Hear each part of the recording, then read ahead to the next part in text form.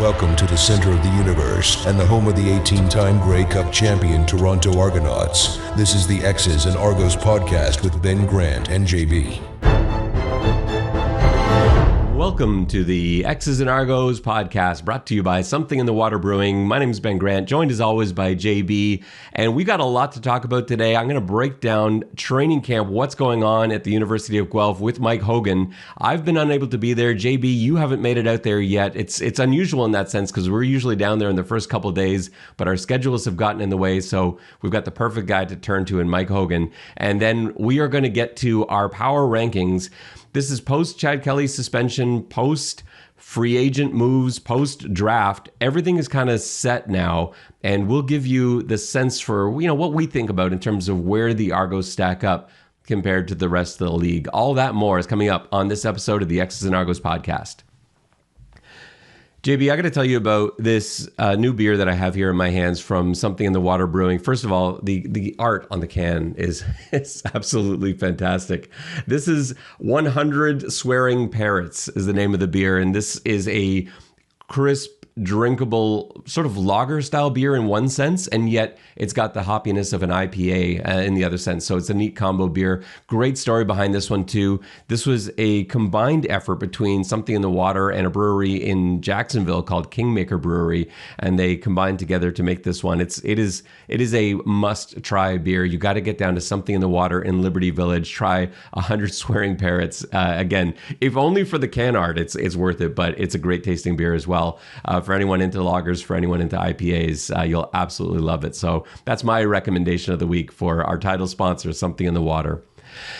JB, we're going to get into the Mike Hogan interview soon, but before we do, maybe some food for thought in terms of preparing for our power rankings. There's a feeling, and I know you probably thought this when you were putting together your power rankings. I thought this when I was putting together my power rankings. The Argos lost a ton of talented players in the offseason. And we put those columns together and looked at who was walking at the door. Immediately, that sort of makes you concerned. But Mike Hogan on his training camp article posted who he saw as the starting roster. And I think maybe there aren't as many holes in this roster as probably a lot of fans think. When you look up and down the starting group, and I'll name them out for everybody in just a second, but is there a positional group where you're like, man, that is going to be the problem here? No, I mean, I think they're a little thin at cornerback, in the secondary, and I don't love the running back room currently without having seen everybody, but those are quibbles. It's a very good roster, especially after having turned over so much talent. To still have a roster of that quality is pretty amazing. That's where it gets so absurd, because you look at all those names out the door. You losing a Darius Pickett and Qantas Stiggers, and like essentially everybody's offseason was just signing Argos. Yeah, there's like two teams that didn't sign any Argos. Everyone else had their pick and basically made any Argo that left was made into the highest paid player at their position or close to. So yeah, it's just one of those things where the Argos scouting staff just made the league a little bit better, and they've got to bring in the new crop of guys. But most of them, because of injuries, because of clinching early last year, most of these guys got a chance to play. Like even Cameron Dukes, a quarterback, in most seasons wouldn't have had the opportunities that he had as a backup quarterback to get in there and start. But he did, and that goes for guys like Mason Pierce as well. So let me go through the starting lineup. I agree with you that corner is one area that I'm like, I wonder. But at the same time, you look at the guys that are coming in and fighting for really what is one spot.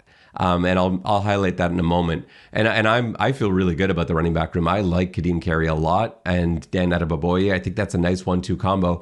After that, I think there's some questions, but that's what training camp's for, and someone will stand out. I'm sure once we get down there and start taking a look.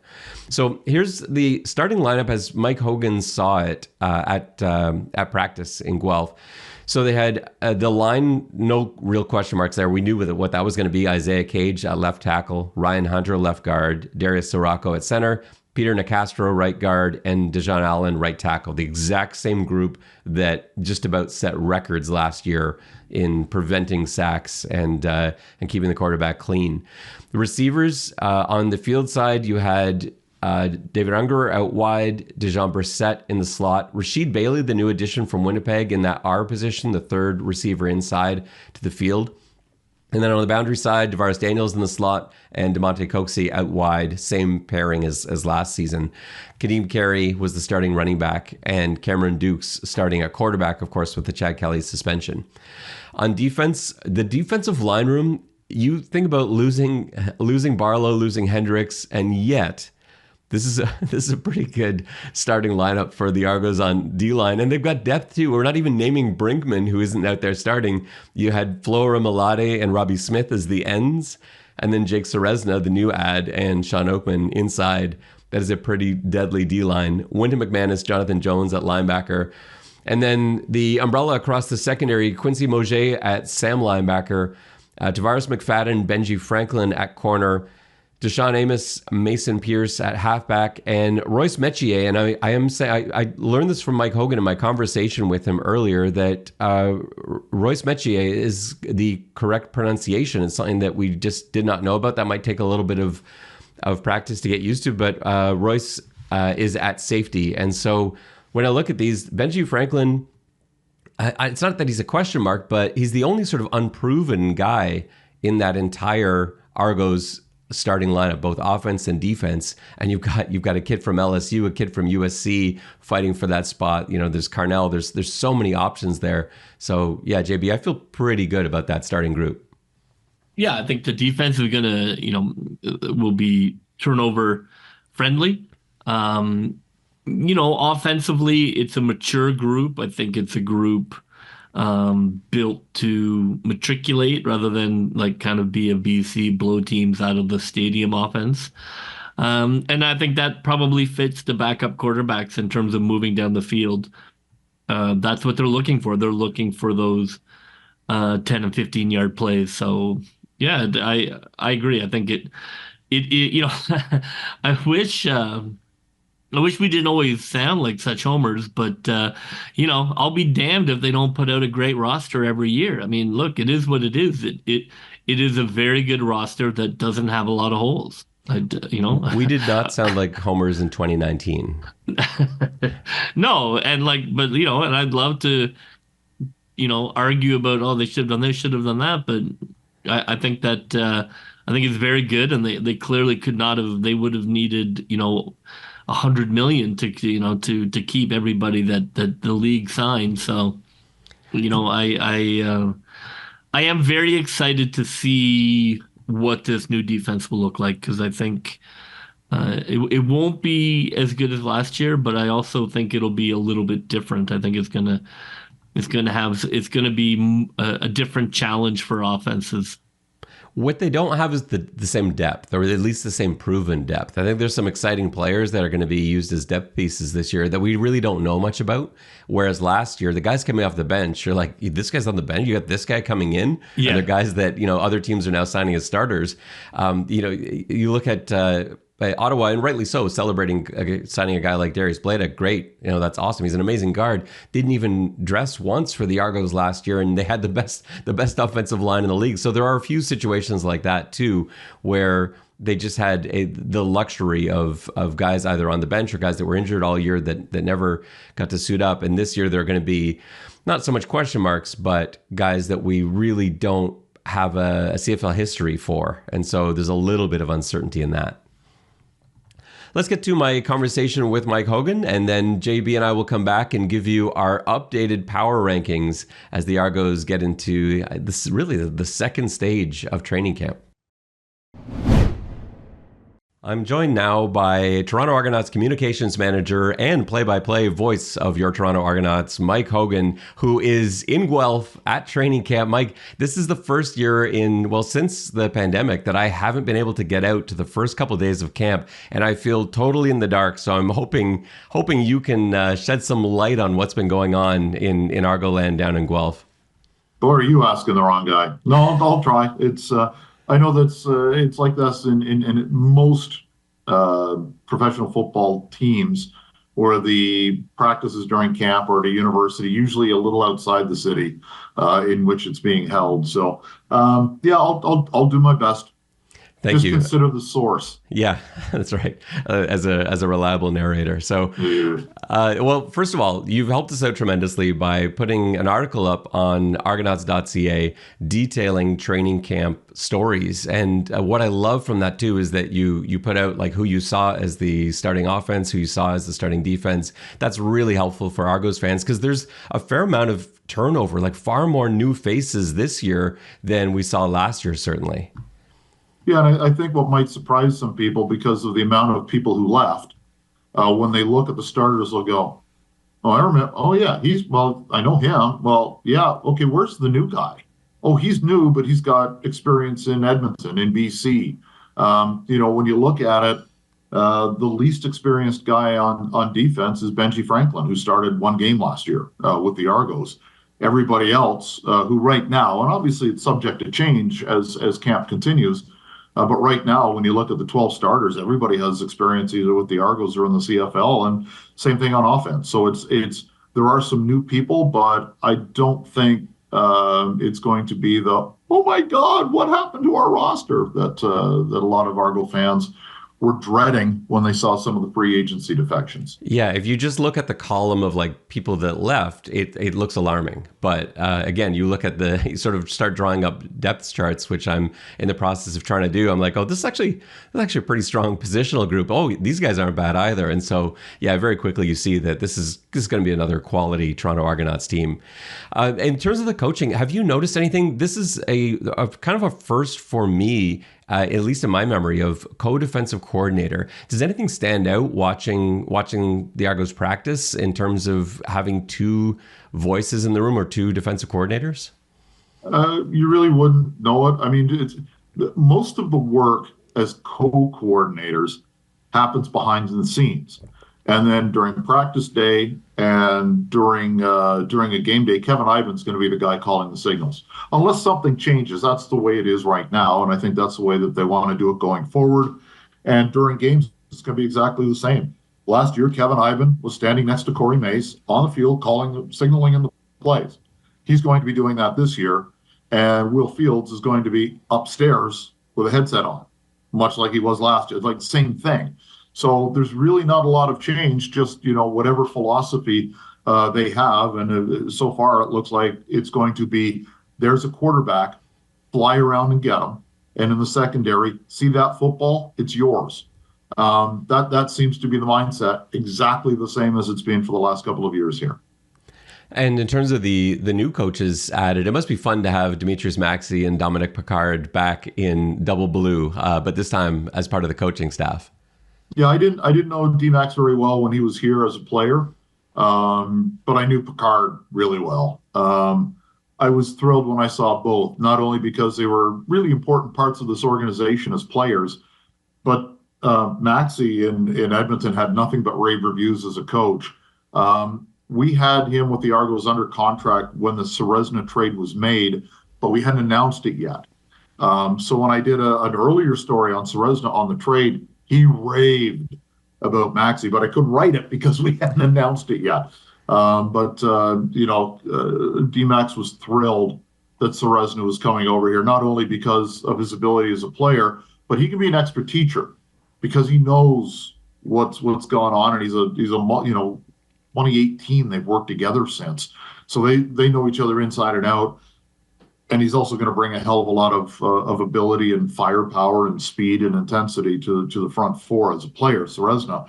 And then Picard was basically a coach on the field when he played here or in Winnipeg or Saskatchewan. And, he's always had that intangible of being angry as a player. He's not that as a coach. He's come back, I think, every year since he got out of playing, because he's so into coaching and he wants to see how different teams do it. He would make an appearance and has made an appearance at, I think, every Argo training camp since he left. And last year was basically running the offense in Sherbrooke and has an opportunity to come and start coaching at the next level in the CFL. It's not the most glamorous position for an offensive lineman, but I think it was you and your esteemed cohort, who again is skipping me. You and JB were talking about how you like having an offensive line coach coaching running backs. Yeah, we The love blocking that. component. Yeah, it's so much of what running backs do, especially at the pro level, right? Where they know a lot of the basic sort of running back techniques that you would learn in high school and college.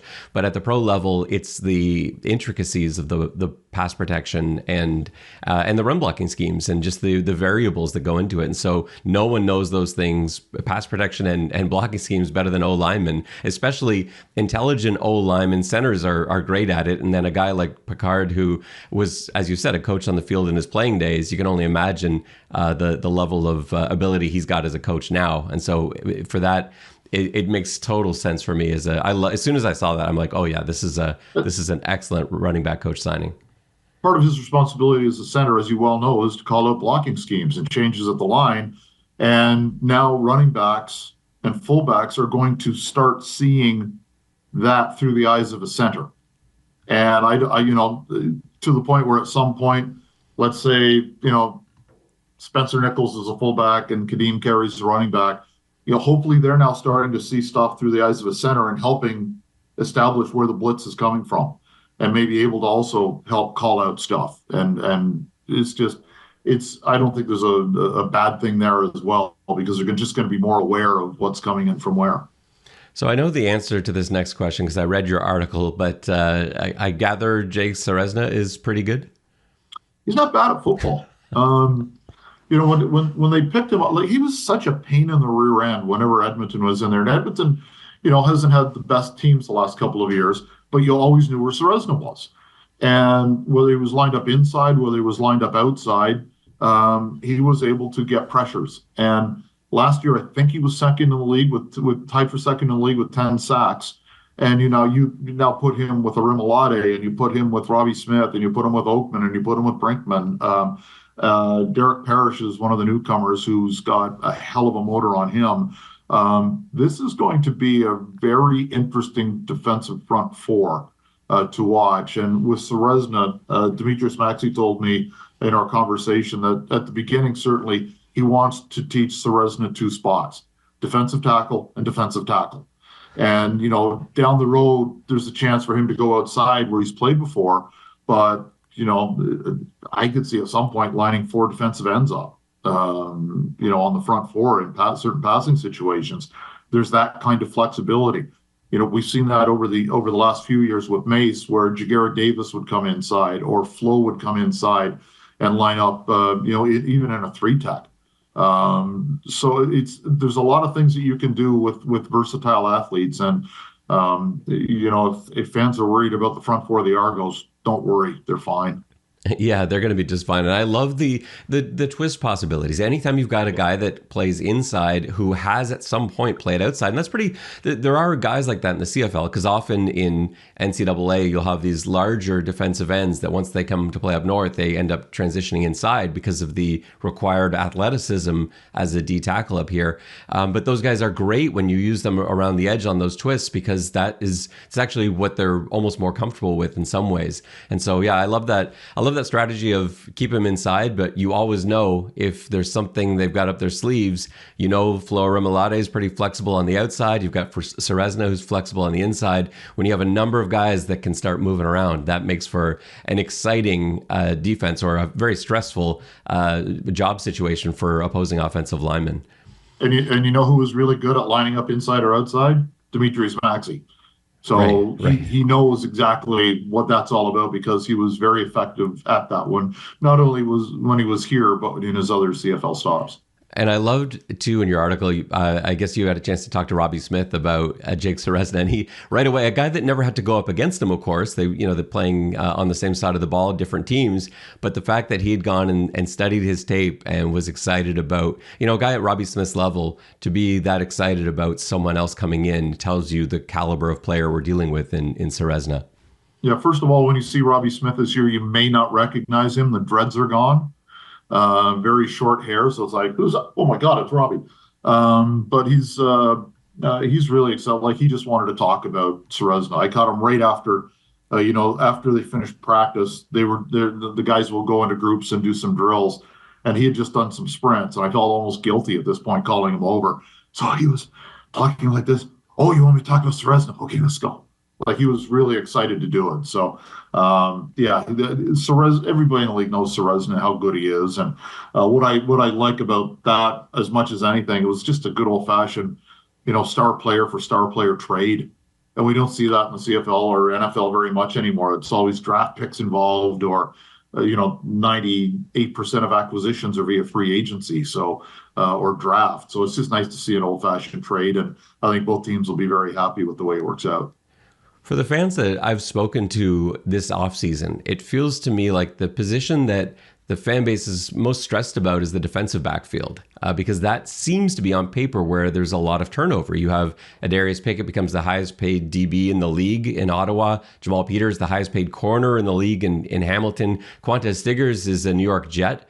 And so you've got those guys all in different places, and yet you start looking around. You listed the secondary in your article that we spoke about on Argonauts.ca, and you mentioned the fact that we've got Benji Franklin at corner, and that is new. But otherwise, Tavares McFadden at the other corner spot, Deshaun Amos, Mason Pierce, who we saw last year play excellent football, and Royce Metchie, who we've been mispronouncing his name, I guess, is going. Yeah. Royce Metchier.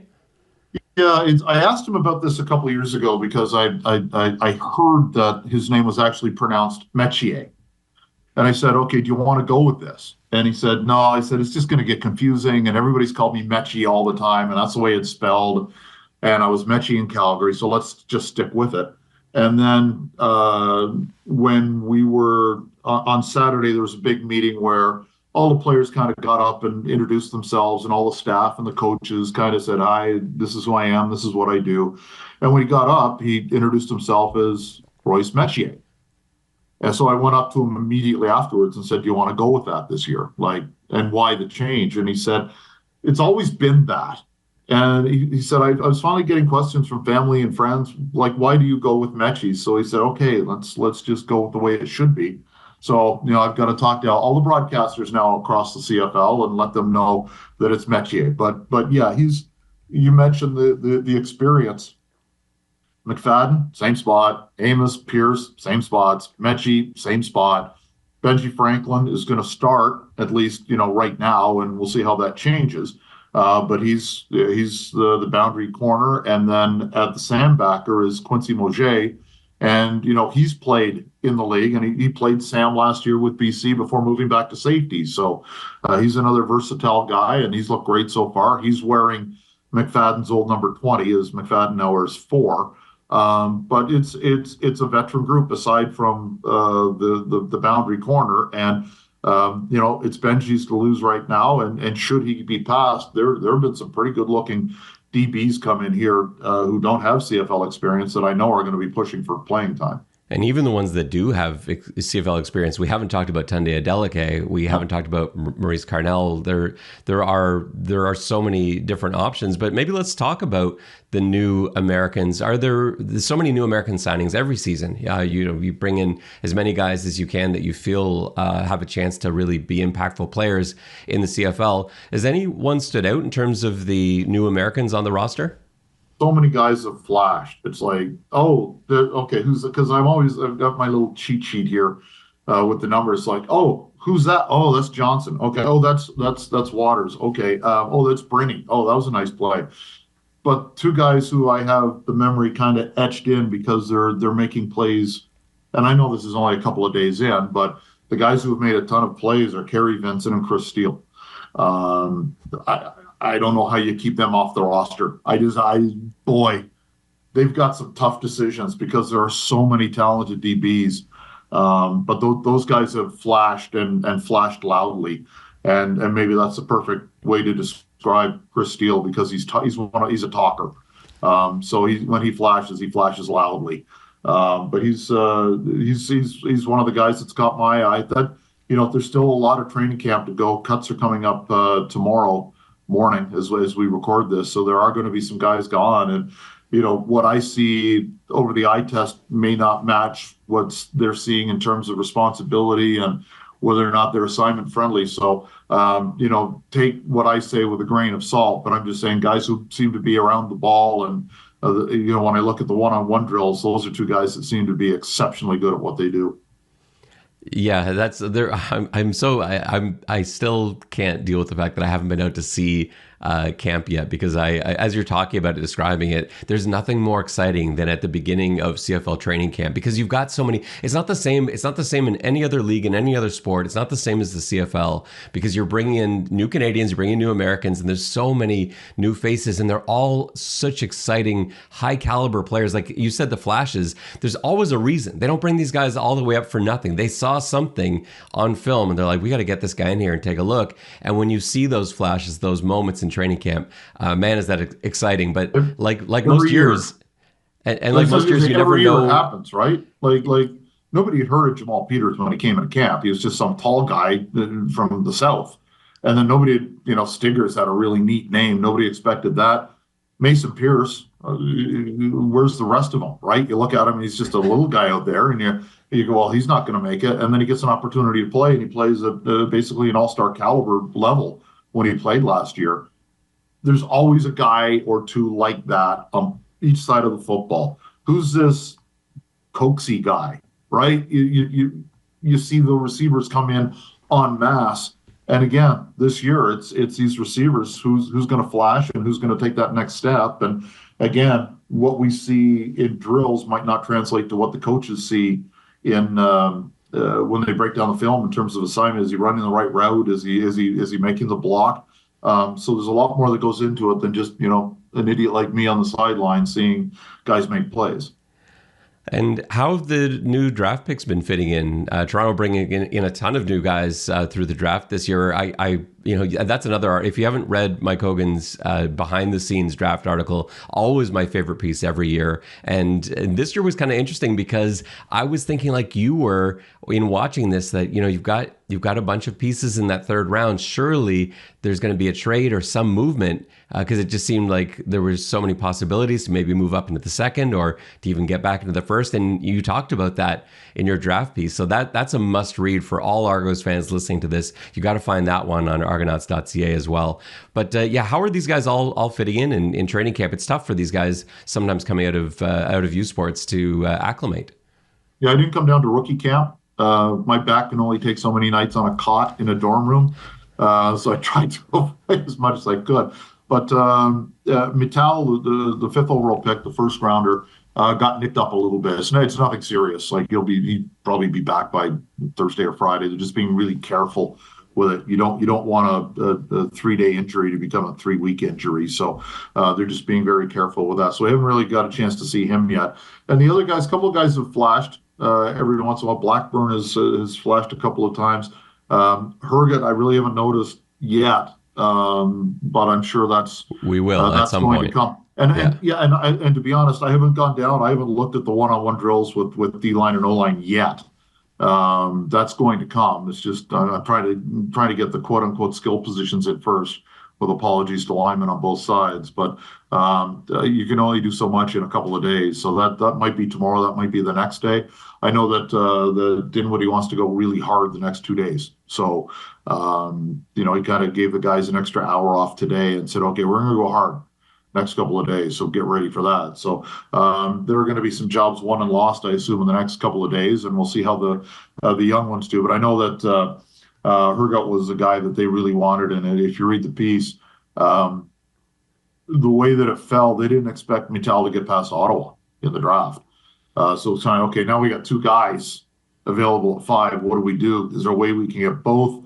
Pinball kind of said, well, let's make sure we get the one that we want. And then let's so they drafted Mittal and tried to get another guy. It didn't work. And I'm thinking, okay, that's over. And like, I'm in the room, I'm not in the room. I had COVID during the draft. So I'm watching on a computer and they're continuing to talk about trades. And I'm saying, well, okay, there must be somebody else they really want. That they didn't mention by name until after the process. The first guy they wanted was eventually drafted, and then the second guy turned out to be Herget. So they kept trying to trade up to get him, and he fell to them anyway, so they didn't have to give up any draft capital to get him. So it worked out really well that they only got one of the two they really wanted, even though they really could only draft the one. But they were able to get a guy that they really wanted without having to trade any of the second round picks. So they ended up basically, I guess, in a worst case scenario, they saved themselves a second round pick. Yeah, and I couldn't, that brought me back to draft night too. I was doing a live show, and I'd been on a bunch of different programs throughout the week talking about who the Argos might take at 5, and never once did I mention Kevin Mittal because I didn't think there was any chance that he would get past Ottawa. I just thought for sure that was a lock for me that you were going to have DeBlanco automatically to Edmonton. Ottawa is obviously going to take Kevin Mittal as the best receiver in the draft and possibly one of the best players in the draft. And so it never even crossed my mind. So I had all these other names. And then on draft night, like, how is Kevin Mittal still there at 5? Like the Argos got to take him. And then a few seconds later. It wasn't an easy pick because there was consideration about another player, but it became an easy pick. And it was like, guys, like this, we can't say no. Like this has to happen because it just made too much sense. And the other thing that's been interesting is with Mittal getting drafted, how good the Canadian receivers have looked in camp this year, especially Unger. Unger has been the star each day. He's been dynamite, both on the underneath stuff that you're kind of used to, but a couple of deep routes, and he's caught everything that's thrown his way. Neal had a couple of big catches today. Brissett is Brissett. Sindani's made some catches as well. So there's some depth there. There's 5 Canadian receivers looking for playing time, and 2 are going to dress for sure and start for sure. 4 might dress, depending on the special teams needs. So I'm really interested in that competition as it goes along. And the next article that you see up on Argonauts.ca, I talked to Unger and I talked to Davaris Daniels, just kind of, 2 veterans at different stages of their career with the Argos, and the alpha dog in Didi, and then with Unger, a guy that I don't think anybody expected anything of a year ago, and then very early in the game in Edmonton where he had the touchdown on the broken play, that was kind of his, okay, I get this now. I asked him when he really became comfortable enough with the offense where he just stopped thinking and started playing, and he said probably the Edmonton game. That was the one where it just kind of slowed down, and now he knows the playbook inside and out. He's just going out and playing, and he's been maybe the most visible player on either side of the football so far. A couple of days in.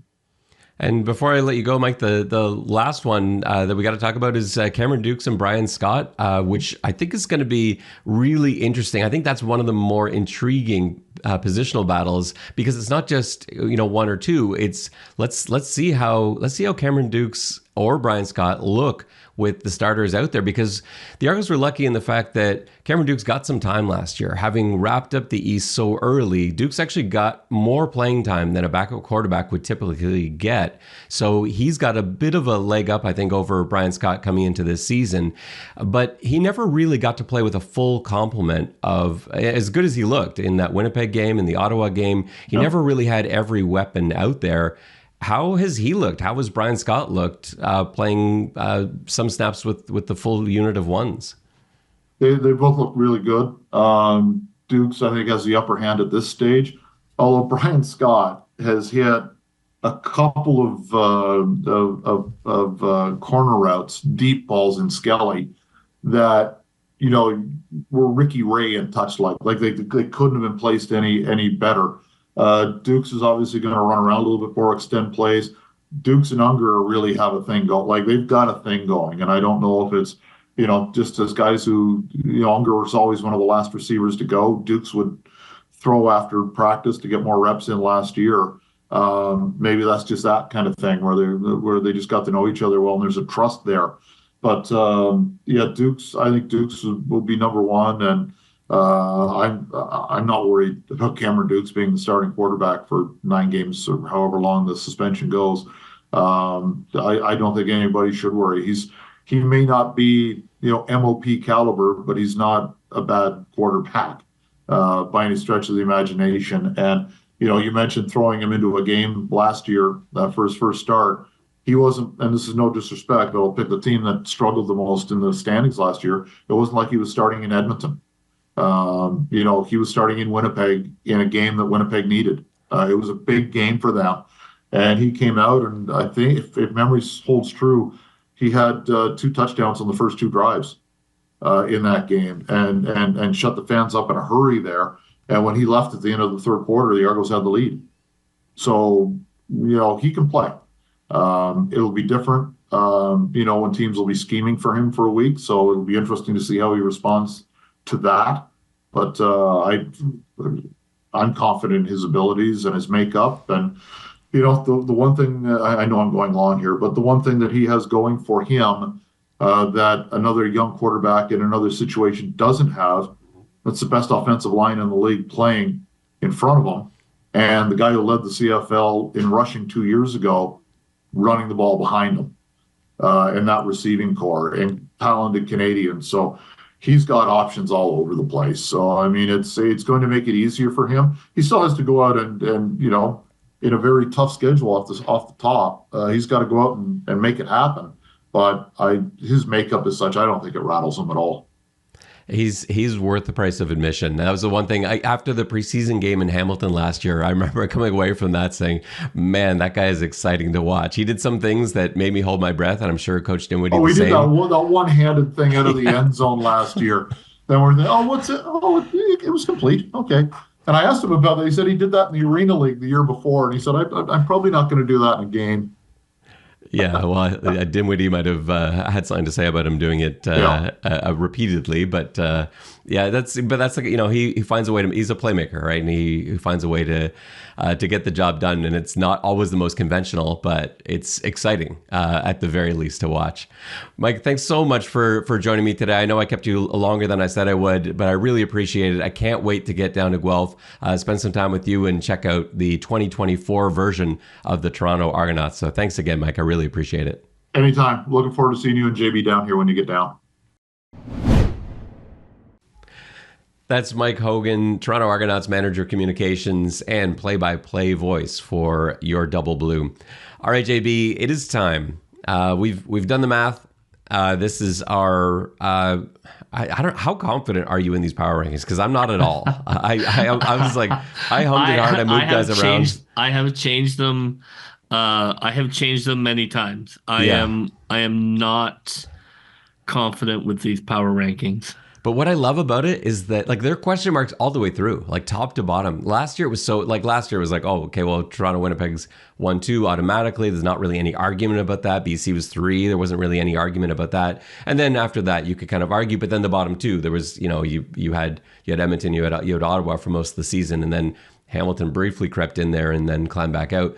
But there weren't nearly as many question marks. Now, I think this is shaping up to be a really exciting season of CFL football because it's anyone's game. I wouldn't be shocked to see any one of these teams, climb into the top 3. And there's not many I would be shocked to see really fall off either. So why don't we get into it? We'll start as we always do, we'll count down from 9 to 1. And I don't know your list, you don't know mine. And so we'll see how wrong you've got it this time, JB. I am prepared to unveil what I have discovered. All right, let's start with 9. Do you want to lead it off? Who's your worst team in the CFL to start the season? Well, number 9 in your program and number 1 in your heart is going to be Ottawa. How creative. Sorry, Ottawa, your team still sucks. I'm glad that you have signed, that you've gone out there and you've made some, good signings. I think Pickett is a great signing. He's fantastic. Rhymes, it has, I'm sure, 1 year left in him. Drew Brown is potentially very exciting, but not for me. Not for me, Otto. I'm afraid that you only won 4 games last year, and I think the league is too good for you. So I'm sorry, Ottawa. I can't get behind you. Yeah, and I've got the Ottawa Red Blacks 9 too, but it's not the same 9 as we put down last year. Like last year it was an auto 9. I had to think about it a lot this year because I actually like their team a lot better. I Yeah. do like the pieces. I like Drew Brown, but the reason I have them at 9 is that I haven't like we haven't had a chance to see Drew Brown for a whole season yet, and they're not like Toronto. It doesn't have the same talent across the board. There's some really talented players like you meant, like a Darius Pickett as a huge signing for them. And, you mentioned a bunch of the other guys. Bladek helps shore up the line. And I do like Drew Brown. I need to see it in action before I'm willing to bet on it because there's too many other uncertainties on that roster and a few holes there. So I'm prepared to see them jump right up. I wouldn't be surprised to see Ottawa make the playoffs, but I right now wouldn't. I'm just not ready to bet on it. So they're my 9th team. I'll give you my number 8, and this one is sort of slowly crept up on me because I was pretty high on them a little earlier in the offseason. The more I look at it, the more questions come up for me at quarterback. That's the Hamilton Tiger Cats. They are my 8th ranked team because, you stories about Bo Levi Mitchell and, what kind of condition he's in. People have been talking about Powell. Is he going to be the guy to lead? And I like Powell, but similar to Drew Brown, I don't know that he's ready to lead this team yet. That's got a bunch of new pieces and that does have some holes, surprise retirements from Jordan Williams and, a few other losses there certainly for Hamilton as well. And Terry Godwin, I don't even know what happened in that situation. Tunde Adeleke, a defensive leader, coming to Toronto. So they've made some adds. There are a bunch of Argos going that way. Jamal Peters will help in the secondary. Brandon Barlow, but you look at Brandon Barlow came off the bench in Toronto. He's got a really good chance to get a lot more playing time in Hamilton, maybe next to Dwayne Hendricks, who will also be wearing black and gold. But I need to see more. So that's another prove-it team. I've got them at 8. Well, for number 8, I'm moving out west. My nemesis, my team that I cannot figure out, and so therefore I'm putting them at 8. I am putting the Calgary Stampeders at 8.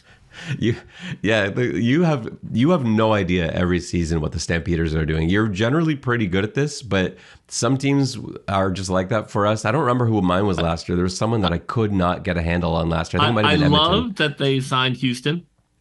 Yeah, Demario Houston's nice, but that's not a little hat on a hat. Like that wasn't my concern with Calgary. It's just not enough for me. Yeah. Obviously, losing Carey, we'll see, how much impact that has. But I don't see how they made any adjustments to be more than the sometimes they win, sometimes they lose Stampeders. And I dislike them, and that's why I put them at 8. I don't know. I feel like I've got them a little higher than you, but only just slightly. But I'm not worried about the Kadeem Carey loss for them because I think Mills is a really nice running back. But yeah, just not a lot that excites you there. So no, they're the peanut butter sandwich of the buffet here. And so why don't you go again? Give us who you have at 7. All right, at number 7, I am staying at West, and I have the Toronto Argos. I have the Edmonton Elks, who have gone out and bought as much Toronto as their bank account would allow them to do. And I think it's going to be enough to dig out from the bottom 2.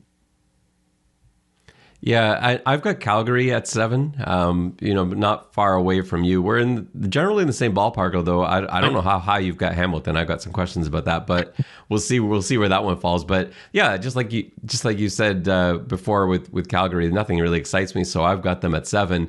And I'll go on to my 6th pick now, which is the Edmonton Elks in that same ballpark as you. I think they're going to be an exciting team. They're certainly not an automatic win like they might have been considered the last couple seasons. I do think McLeod Bethel-Thompson immediately makes them a contender.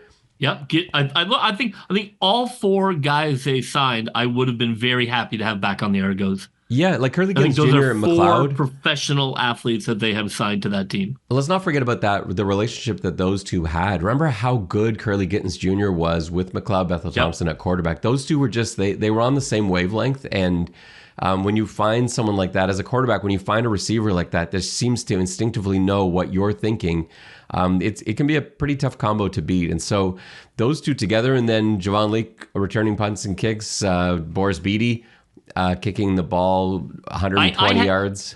I will say I had Edmonton a little higher, and then I had to kind of calm myself a little bit, and I moved them a little bit down. But I am very excited by those four additions. I think that when you add four players of that quality who are just going to bring, you know, they're just going to deliver. You know, that's, you know, they're not necessarily going to turn into all-stars, but those are all going to be like professional football players who make your team better. Right. And I didn't think the roster was that poor, and I thought they got almost no quarterback play last year. It was And, like when and Ford was in, we're still able to kind of be in fight. So if MBT still has it, I think that they probably win 7 games. yeah, and I could see them. I could see them even putting up more than that too, because like Ford was exciting, but he sort of dropped off in terms of being able to make a difference for wins. But I think he's in a really nice position now where you can use him as an asset, and I expect him to get on the field a lot. And he's an extremely dangerous third and short quarterback where you can do anything, right? So I think that makes them a really interesting team. Maybe we see a couple 2 QB combos. They were my most, I have to say, I think they were like my second most exciting team, I thought, in free agency. And so who do you have at number 6? Number 6, I have your Hamilton Tiger Cats. Okay.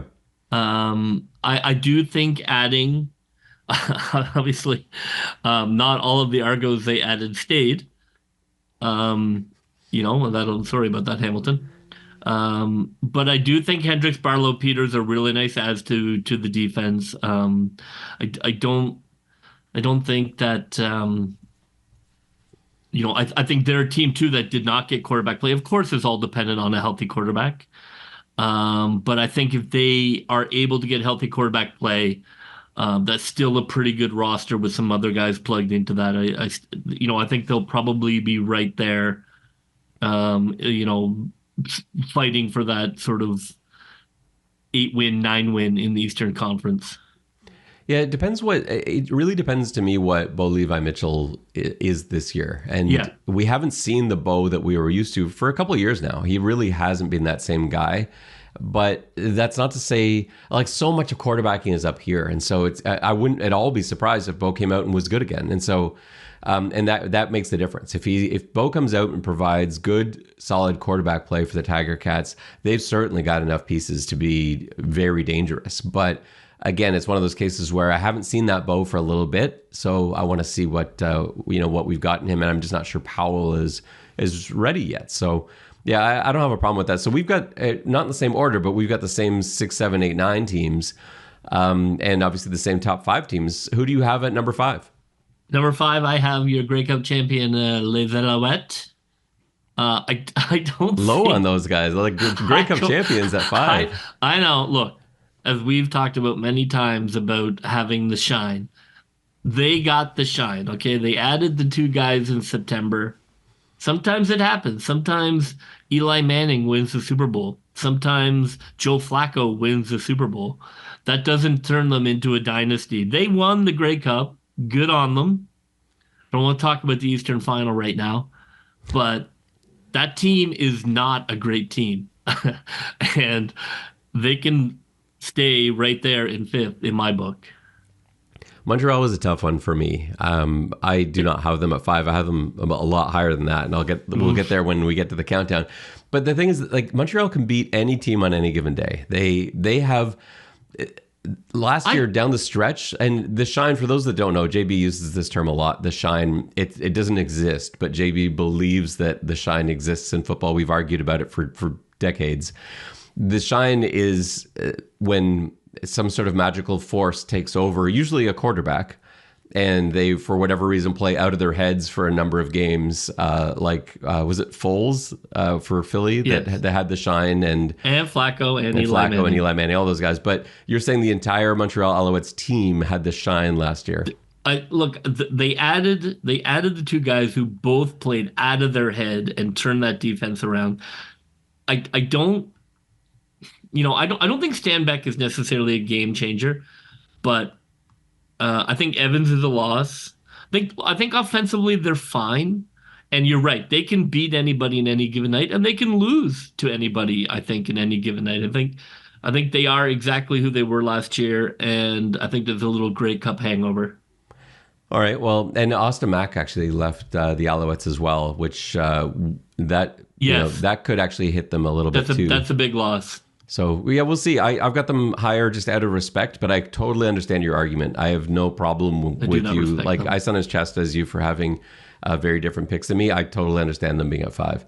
My number 5 team is the BC Lions. I'm not sure. I don't know about BC's O-line. That concerns me a little bit when I look at that roster. You look at the guys they added. Stanback, Evans, Robertson. Yeah, it's fine. Yeah, but it's pretty boring. Yeah, not an exciting offseason for the BC Lions. And I don't think they're going to be what they were last year when they were really unquestionably the number 3 team. Some people argued even 1-2 at times. I think they're going to need Adams to play out of his head to be able to be at that level. And he hasn't demonstrated consistency in being able to do that. He can have Adams can be the best quarterback in the league some weeks. There's no question. But he has trouble sustaining that week to week. And I just don't think you can put that kind of pressure on any quarterback where every week he's got to do it. Otherwise, it's not going to happen. I just don't think that's a fair position to put him in. And so I've got them at 5. I'm too nervous about putting them any higher. Yeah. Sorry, go on. I agree. I left it because I think largely their weapons are still there. But for me at 4, it's me 4 first. Yeah, I'll go 4 and then you follow. So for me at 4, I've got the Toronto Argonauts. I think most of the roster has them at a top 2 team, but we're looking at Cameron Dukes as a starter, possibly Brian Scott, but I think it's going to be Dukes. That's like I said with, obviously a much better team all around, but it's like I said with Ottawa, like I said with Hamilton, there are some question marks there. Dukes looked great last year in relief. I thought he looked like one of the best backup quarterbacks in the league, but now it's a guy that teams are scheming for. Now it's a guy that they've got some film on and teams have spent time in the offseason. Okay, what are we going to do? What are we going to do about Dukes? And you know that every team in the East is currently scheming for that, saying, okay, we know we're going to play Cameron Dukes a couple of times early in the season. Let's look at how we can shut him down. And that's really tough. It's much easier to come in there in your first year when nobody knows you, no one has film on you, and no one's expecting much out of you. Sometimes you can have some really good games, put up some good numbers. I need to see more from Dukes before I'm willing to put the Argos any higher. I think 4 is pretty high for a team that's got Cameron Dukes at starting quarterback in his first real year as a starter, at least for now. So as much as I'm very high on the rest of the team and all the additions that they've made, even with those losses we talked about, I just think 4 is as high as I'm comfortable putting the Argos right now. I also have the Argos at 4. Not very exciting. We should have. I would have liked more conflict, but I have the Argos at 4. I think that when you look at their adds and losses, it is a bit ridiculous. The key losses basically looks like a CFL East All-Star team. Right.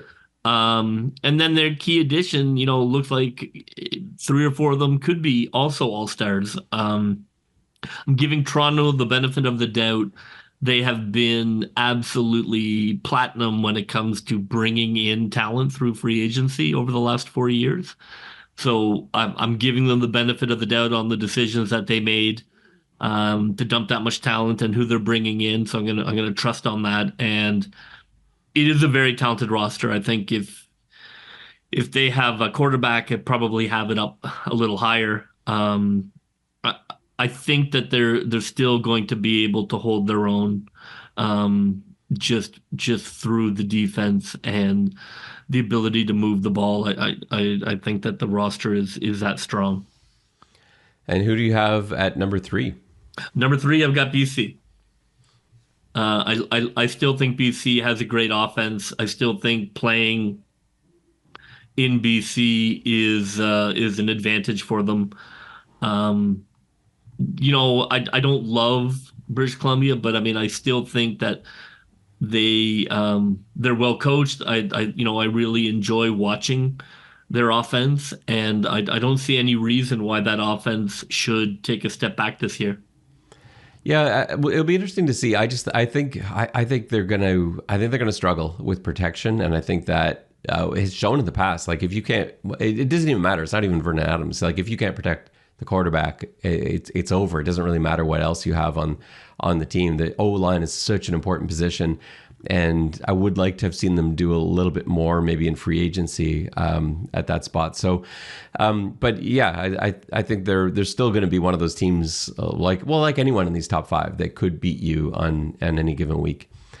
Yeah, I mean they have so much offensive talent. My number three team is the Saskatchewan Roughriders, and I'm excited that you've got them even higher than that. I thought I was being bold with Saskatchewan at three. I know. I like what they've done. I guess I'm still wanting to see, like, Trevor Harris is going to have to be the Trevor Harris that we're familiar with, and I don't know. I like Trevor Harris a lot, enough to put Saskatchewan at three. They made some nice ads. I have complete confidence in Corey Mace. I think Hardrick is a really nice ad on the O-line. So, and I think AJ Ouellette is going to be, he's going to energize that entire team, that entire stadium. It's going to make Saskatchewan a very tough place to play. I don't think having them at three is at all any knock on them, except you obviously have them even higher. Are they your number two team, JB? They are not my number two team. Oh my goodness. My number two team is Winnipeg. I think that look, they are the gold standard in the league. They are well coached, well run. That they're always in contention for the Grey Cup. They're always a huge pain to play. They had a very quiet offseason. They kind of traded offensive linemen, but I think Hardrick's a loss. I think Houston's a loss. Bailey's a loss. I don't think any of those are devastating losses, but that is a talent drain without adding a lot. And they get a year older, and it's hard to maintain that level of excellence. At some point, Winnipeg is gonna come back to the pack like Calgary did. I don't think that's this year, but I don't have them as the number one team. Yeah, I totally get that argument. I just I'll get to, I guess I'll get to Winnipeg when I get to it, but I think Winnipeg has been at one or two for so long that I'm always going to give them the benefit of the doubt until they show me otherwise. And so my number two team is the Montreal Alouettes, which I know it's higher than you had them, but very similar. Like the Montreal hasn't lost a game since like September 13th or something like that. Like they went on a tear at the end of the season, and they just didn't lose a lot. And so, I want to see it. I think they haven't given me a lot of reasons to doubt them recently. So yeah, I've got the Alouettes at 2, and I've got the Blue Bombers at 1. And so I totally get what you're saying with the Blue Bombers, but as long as you've got Zach Collaros there and you've got that receiving core, I think they're going to be in every game. They got the firepower to keep up with everybody. If they can continue to protect Collaros, and maybe that's the question mark, and depth is going to be another question mark because they had to spend a lot of money on some real key pieces. If they can avoid injury, I think they are going to be right there. But if they start getting banged up, they no longer have the depth that they've had these last few seasons to be able to withstand that, to survive a 4 or 5 game stretch without some major starters. So I have them at 1, but it's not nearly the confident, comfortable 1 or 2 that they've been. They could very easily slip to 5th or 6th if things start going south and injuries start piling up. So JB, your number 1 is obviously the Saskatchewan Roughriders. I, for one, am a little bit surprised. Tell me what you like about the Riders. I loved their offseason. Loved hiring Coach Mace, Coach Bell. Loved everybody they signed, Ouellette and Auclair and Carney and Hardrick and Scavorier. Like, I loved the offensive line that they added. I love the defensive guys that they added who are not older guys, but guys who are ascending. AJ Olette, I think that was already a pretty good team. I agree at quarterback, I'm not over the moon, but by adding five legitimate CFL players to that team and Coach Mace, Saskatchewan only won four. They went 5-4 at home. I mean, that's ridiculous. They should be an 8-1 team at home. I think that they become the Rough Riders again. I think they're going to love Coach Mace. I think that team is going to come flying out of the chute. And I just couldn't love their offseason more. I mean, even if they hadn't hired Coach Mace, I would have had them higher up because I love everybody they signed, and I don't think that they took any losses. And by bringing in that coaching staff, I think they're the best team in the West. Yeah, it is hard to argue with that, but like I said, I want to see it a little bit first. But I do like it. Like they were a quarterback away from being a legitimate playoff team last year, but they had to endure almost the entire season without their starting quarterback. But what that did is it allowed other guys to get some reps and get some experience. But I think if Trevor Harris can stay healthy, I think this is and really he shouldn't have to go out and win games for them. They've got enough of a team around him that as long as he plays intelligent football, which he does, then they should win a lot of football games. So no argument from me. I think it's bold that you got them at 1. I thought I was bold with them at 3, but you went and hold my 100 swearing parrots. I've got them at 1. Yeah, so I love them. All right, well, that wraps up our power rankings, and that will just about do it for us on this episode of the X's and Argos podcast. We've got training camp excitement coming up over the next week. There are cuts coming up. There's going to be the blue and white game coming up, and so lots of stuff to stay tuned for. For JB, this is Ben Grant saying so long, and may all your pre-snap reads be good ones. I'll see ya. Go, Toronto Argos, go, go, go. Pull together, fight the foe.